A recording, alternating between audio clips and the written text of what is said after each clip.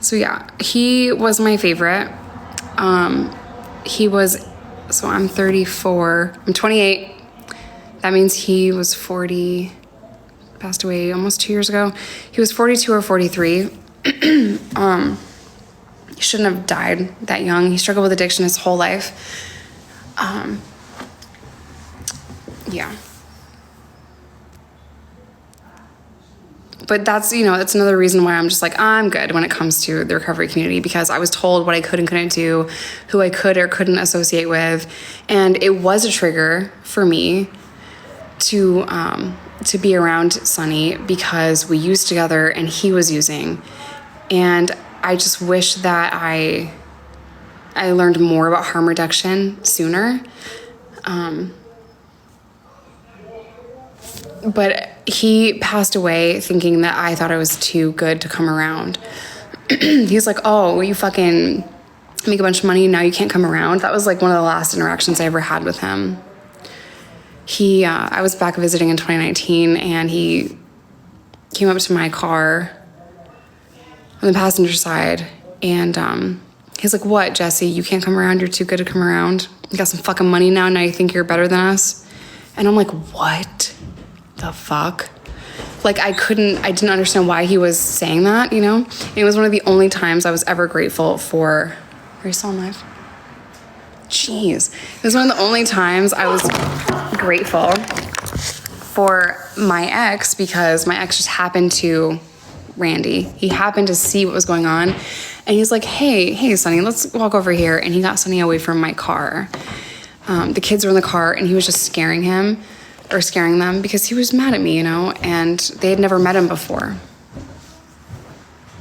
And that's when I was told that tough love is what you need to do. I didn't know a lot about harm reduction. I did talk to him 2 other times after that, and I just told him that I love him. And yeah, it just sucks,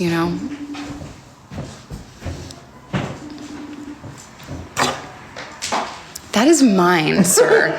Put that down. I'm on live still.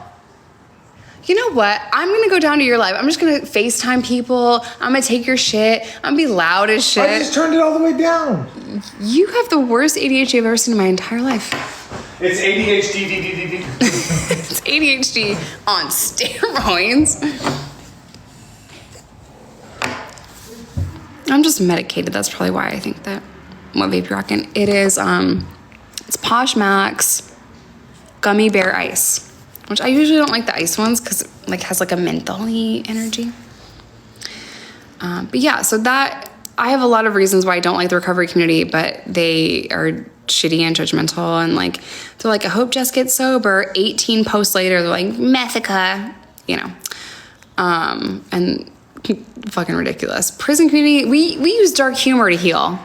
The recovery community is just this weird, I found some really good people in the recovery community. Mostly dropouts from that community. We're all friends now. Cause we're like, actually this energy sucks and y'all suck, kinda. But that was the way they talk shit about you and then want you on their team. It's crazy. We only care about the kids. You don't care about the kids. You don't give a fuck, dude. I'm told every day to dump burner. I'm told every day that I'm a train wreck. I'm making bad decisions. I have never been in a healthy relationship. Never. It is cultish. Megan, I love you. I feel like we should talk. You've been here for so long, and I feel like we've gone through so many similar things. There are things that are not cults that I think are cults.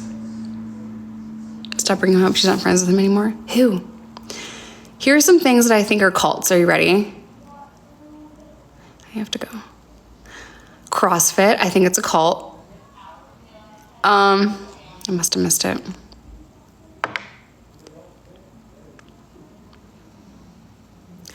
I'm a dumb and blind follower and can't think for myself. You've literally... Y'all, Jory's been in my life for 4 years? 3 years? How many years, bro? 3 or 4 years. She lived with me and Reese for a little while, and I felt so much comfort knowing that I wasn't alone in that household and there was someone else there. And then he kicked her out, and then he got Yes? Hey, we should just put our new address in TikTok shop and just start pre-sending shit there. So by the time we get there, there's couches and beds and shit. I can't stand him. What was I saying? Yeah, I felt so much comfort having Jory there. And she didn't have to be there, you know? And I just felt so much comfort knowing that I had another person in the house with me. But he kicked her out, and after he kicked her out, that was when he got more violent with me. And actually, almost a month after I left is when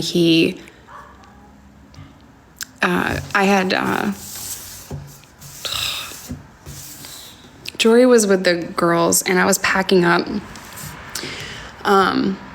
the house and just trying to get as much stuff as I could into storage. So I was there on a Saturday, and he promised he wasn't going to be there. So when I got there, he was still there, and I went in and I was packing or whatever, and he came up to me and he's like, I'm gonna go out for a little bit, but I'll be right back. And I'm like, okay, thinking for sure he's not coming back. Well, like 2 hours went by, and he comes home, and he called Jory on three-way on the way there, and he's like, Justin, I need to talk about our relationship, so are you good to stay overnight? And I'm like, no, I'm not staying overnight. I'm not staying here. Like, I'll be back in 3 minutes, because I was only 3 minutes away. I'm like, no, I'm not staying overnight. And he had somehow convinced me to stay for dinner.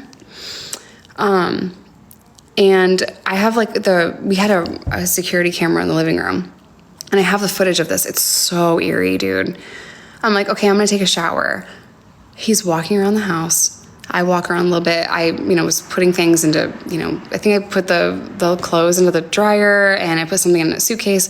I go up and I take a shower. As soon as I get in the shower and I get my hair wet, I'm like, I felt that something was wrong. I'm like, get out of the shower, get out of the shower. I took the fastest shower known to man, got out, dried off, put clothes on. I was probably still wet. I ran downstairs, and I'm like, were you just up here? Like, I could have sworn I heard him. I have the most incredible hearing you will ever meet a human have. Like, it's crazy. I hear everything happening at all times in my house. Wild. It's a superpower. But I'm like, were you just up here? He's like, no. I was sitting right here. And then I had seen my suitcase, and I'm like, did you just go through my suitcase? And he said no. And I'm like, oh, okay. I'm crazy. I watched the footage of our security system, and he was literally, no, Reese. I'm talking about Reese. As soon as he heard the water turn on, he takes his sweater off, puts it on the banister, goes upstairs, comes down, goes through my stuff. Like, I have it all on camera. Yes? Why do I need to ask you what will happen for dinner? Even though I still have dizziness. Tell her chicken and tell her chicken. Then I'm not gonna eat. Not McDonald's. So, yeah, super creepy. 1 second.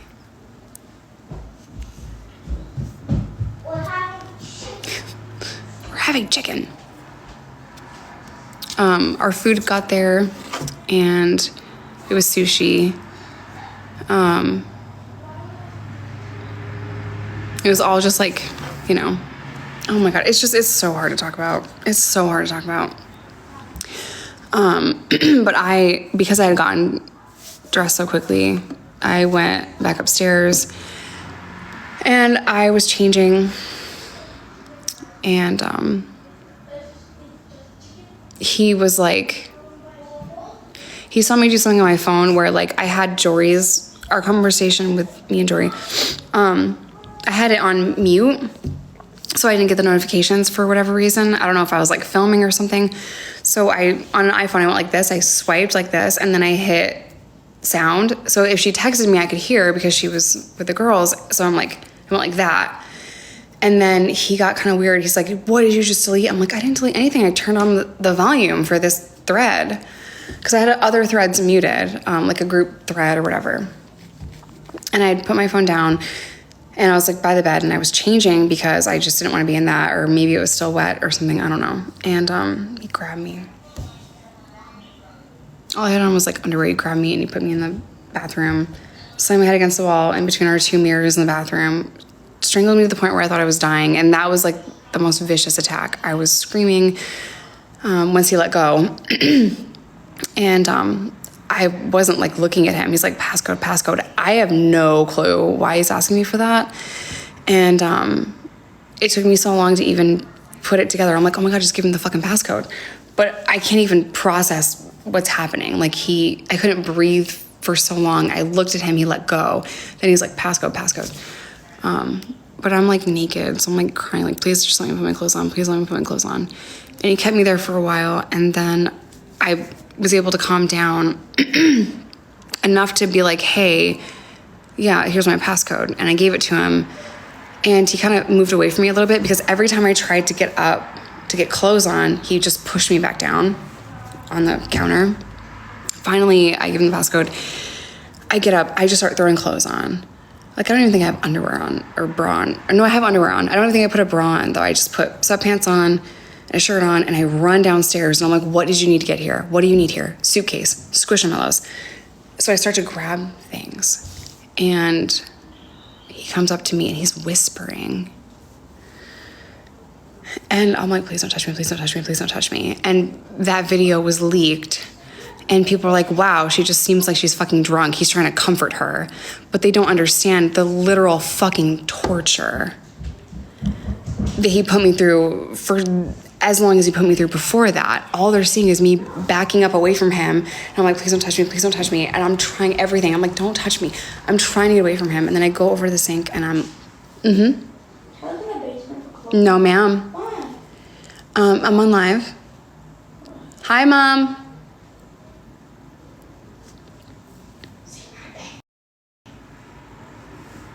She probably didn't hear me. I'll be right up. I'll be right up. So I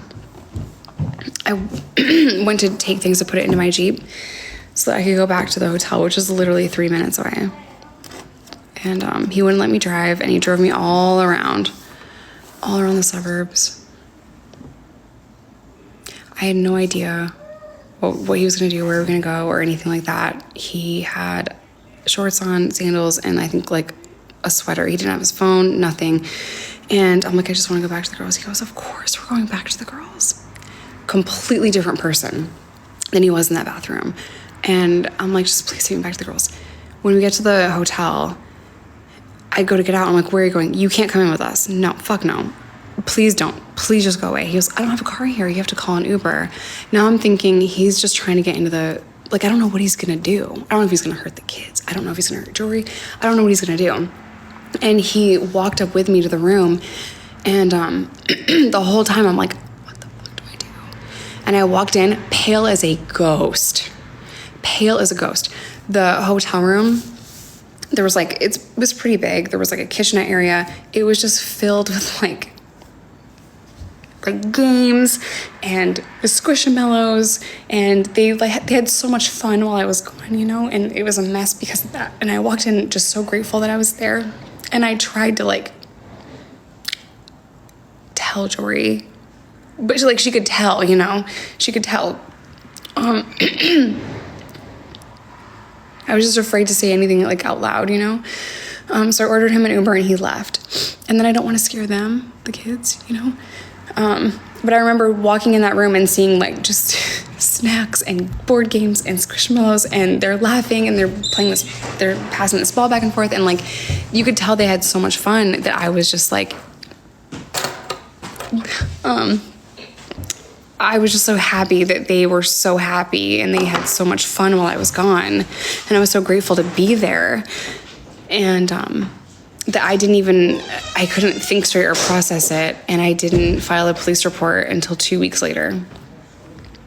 At that point, I had no marks on my neck, and I just filed the police report. And I've shared this on my YouTube channel. You can see the body cam footage. I'm like, I don't want press charges. That was the dumbest thing I could have ever done. It was the dumbest thing I could have ever done, but I'm like, if he takes me to family court, I have to just have documented proof. I just want documented proof of abuse. If he kills me, I just want it documented that this is, you know? And that was just my thought process, you know? And I don't know. I don't know. I've learned now that if you get strangled, you could pass away from that or like have serious issues days later after you're strangled. And I didn't know that. He's apologized since, which, okay. But I want whoever's listening to this, if you've gone through something similar, you don't need a fucking apology to heal. You don't. I just wanted proof. Fuck you. You don't need fucking proof. I hate that I posted proof. You know, like, because fuck you. If I tell you that someone did something fucked up to me, you should probably believe me. Because I don't say that shit for free. I don't say it for fucking nothing. I posted body cam footage. I've posted shit where he's literally apologizing to me. Fuck you, dude. I was abused. I want to prove with a restraining order. You don't need proof. You need a lot less proof than you think if that happened to you. Oh, I'm sorry. I'm just... It's been a long year. It's been a long 2 years. You don't need a lot of proof. Most judges will grant an emergency 21 stay the fuck away from me order, and then you'll revisit it in 21 days. Most judges are like, yeah, if you don't want this person to come near you or talk to you, sure, for 21 days. It's a good pause. I didn't have to show any proof for my emergency order, but then when I showed proof, I'm sorry, it's just hard. When I showed proof, and I brought everything with me because I thought I would have to too, but when I showed proof after 21 days, I changed it because he came in and he said that he was good, he just wanted to see the kids, whatever. I changed it, but after, I think a month or two, I had to go back no contact, and when I went back no contact is when the judge had to go over all the police reports, text messages, the videos of him violating the first restraining order. So yeah, I didn't have to show proof right away. I just had to kind of explain what happened and then sign my name to it because, like, if you're lying on someone, not great. So tell the truth to the best of your memory when you're getting the restraining order, and you'll have, a notary, and it says on there, you could be charged with perjury, and it's a whole thing, so make sure that you're telling the truth. So I put everything that I could think of. I brought the police reports in that I had, the videos that I had, and, but yeah, the judge didn't look at it for the first 21 days because it was just like just a quick emergency one, but he did review it 2 months later, and he said, hell yeah, no contact, absolutely no contact. So yeah. She was saying, I'm sorry, Braylene, I'm sorry. She wanted proof for her personal abuse case. I'm sorry that I just read that wrong. I'm sorry.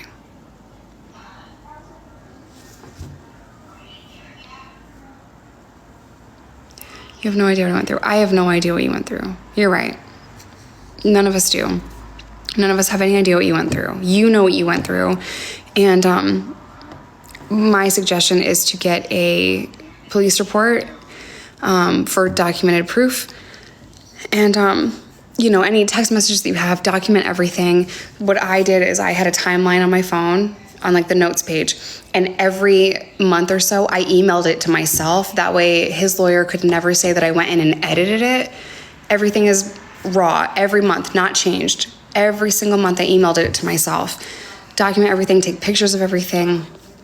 I sent voice memos to my friends to, sometimes just to talk about what happened, like immediately after it happened, so I didn't forget. Jory has a few of those for me. Or I would hit voice memo. And this was the first sign that I was in an abusive relationship for me. I was recording conversations so that I could remember what I said. And I'm like, he said that I said that. I didn't fucking say that. What the, he was gaslighting me so bad that I was recording conversations so I could remember. And then I got on TikTok one day, and I remember seeing a video of a psychologist saying, if you have to record conversations, that's your first sign. And I had reached out to JD and Jax Jory knew what was going on, so I talked to her a lot about it. Chris knew about it. I have a cop friend that I talked to about it. And it was so hard to leave. It was so hard to leave. And I had the money to leave. I had the muscle to leave. It was still so motherfucking hard to leave, you know? If you're going through something like that, have a plan, document everything. If you can put money into a savings account and they don't know about it, do that. If you can get a phone, just a flip phone, just a burner flip phone, if you can, hide that somewhere in case you have to call authorities. Don't tell them where you're going, you know. Yeah, having children with him made it hard to leave. He and I raised Micah together, and then we had Riley. Yes, it was hard to leave. Also, I had cash, but I had no credit. Everything was in his name. I didn't own my cell phone. I wasn't allowed to own a cell phone. So the first time that I got my cell phone, I went to, a cell phone store, and I got a plan, and I got an Apple Watch, and I got a phone, and I remember going home literally shaking because I had these things, and I knew I wasn't supposed to have these things because it was on his, he owned the phone, and I remember being so scared to just be like, hey, I have a work phone, you can take this one back. I'll use this phone, I got a phone bill. What in the fuck? I was terrified to get a phone, to get a storage unit, to leave. Terrified. After I left, he stalked me, and after I left, that was the worst assault I had ever experienced mentally. It wasn't the most pain he had ever caused or inflicted, but mentally, it was to be naked. Mentally, that was the hardest thing that I had gone through. In terms of pain, he threw me over the room, not over the room, over the coffee table, threw me across the room one time. And I hit the corner of the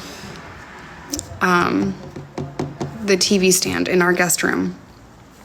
And that fucking hurt. Yeah. All of those assaults were so much easier for me because it was just physical, and that sounds fucking insane, right? The physical ones, and the last one, he physically slammed me against the wall. I thought I was dying, he was strangling me, but it was the mental aspect of it. He was whispering things, I start with the toes, and I was naked. That was probably the hardest thing. It was the emotional, and I have goosebumps right now thinking about it because it's so hard. So the mental part of what he did was just I'd rather be punched dead in my shit. I'd rather be knocked out than, They're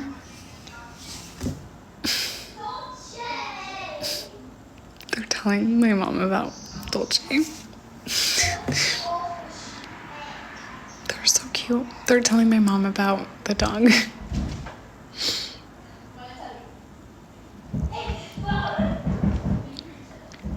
So, I hug you sometimes, Jerry. Burner has a challenge for him that he has taken on so seamlessly. And he's so patient with me. I have panic attacks sometimes. And he's just so patient and understanding. I'm like, are you mad at me? He's like, what? Why would I be mad at you? I'm washing the dishes. And he takes the time to be like, you just cooked for 45 minutes. I'm not mad at you. I'm doing the dishes because you worked so hard on this meal for us. And he's just so calm and just so understanding. So it's little things like that, dishes, where I would be in fucking trouble if I didn't do them. He's just so patient and calm. And Burner's so good for you. The difference is night and day.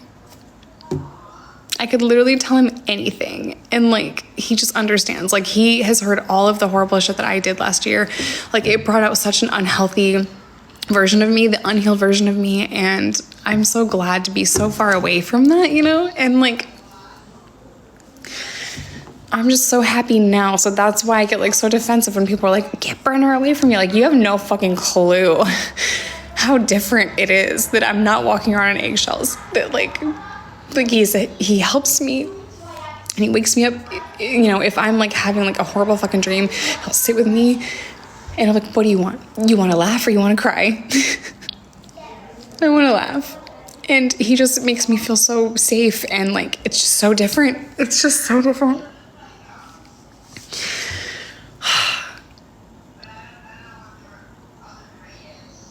They're so judgy. Like, I definitely wasn't ready for a relationship when I got with Brenner, you know. I'm probably still not ready, but it's just such a journey, you know. There's no way in hell I'm gonna walk away from this person. He's such a good man, and I just wish that, like, I wish y'all could see that. And I think people do see that. They're just like, we don't care. We're just gonna talk the most shit anyway. But I was just not looking, not expecting that, not ready for that. And like, you know, this was like therapy. Does this count? Can I skip therapy this week? Because therapy is exhausting. I feel like this counts. This counts, right? I don't know how y'all got me to talk about that. You deserve to be trained out, Brenner treats you. He's amazing. Like, you have no idea how calm and gentle he is. Yes, you can pay us. Okay, what's y'all's cash app? What's the bill?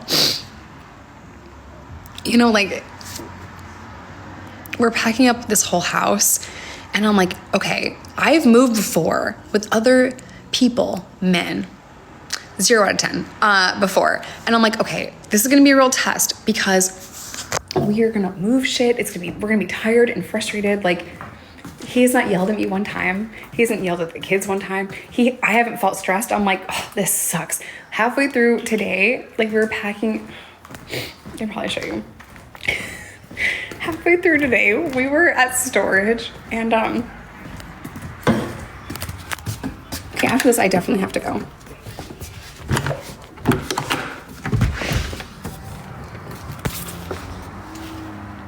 Evil, okay?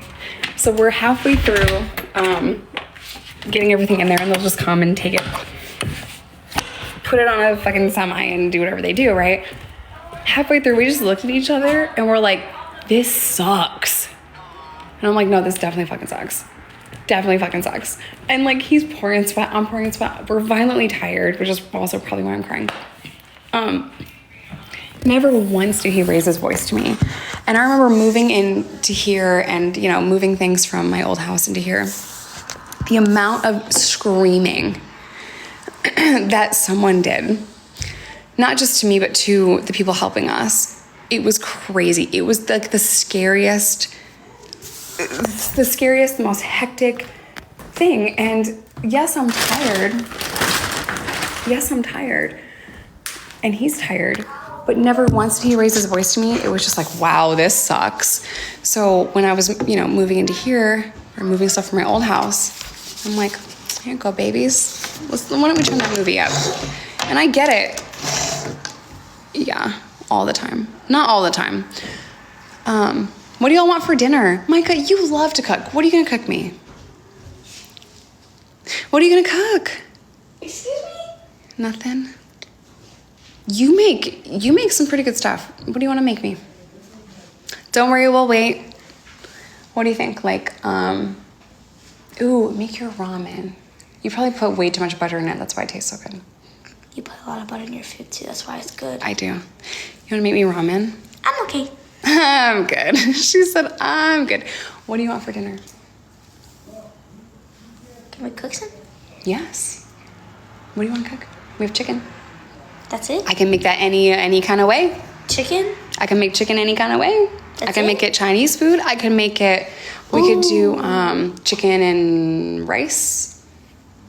I can make chicken Alfredo. I could make We have a lot of flip-flopping food to cook. I don't want to throw it away. Alfredo? Chicken Alfredo? Yeah. Okay. Chicken Alfredo. Okay, I have to go make chicken Alfredo. I love y'all, and I'll see you later. But we're like halfway. I use plant-based butter. I try to trick myself into thinking it's healthier. We're like halfway. How do you feel about the move? They really want to know. Why? Is it bittersweet?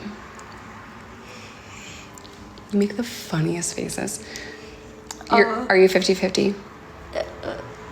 Kind of. Kind of. Mostly sad. Cook on live. Mostly sad. You're gonna miss your friends. They're really good friends. She's gonna miss her friends. What was that? That was the weirdest. Was that Dolce? Yeah, I think he's having a puppy dream. No, he's not sleeping. Oh, he's awake? He's staring at you. He's such a little gremlin. Okay, I love y'all. I have to go cook dinner and vibe out to some music and calm the central nervous system because, you know, Tori says, I miss you, Micah. She said, I miss you. See, she's right here. Oh, there she is. There she is. She said, I miss you. Miss you too. She's like, where? I'm like, this one, this little bubble right here. Oh. So tiny, right? I can't see that. I know. I had to me like neither. look closer. Wait, see? Oh, now I bigger. can, now I you can her. see it. They're so tiny. It's so hard to read. I need glasses. Where's your glasses? I lost them. They're in the drawer. No, they're not. How much money you got? Okay, I love don't have y'all. I'll see you later.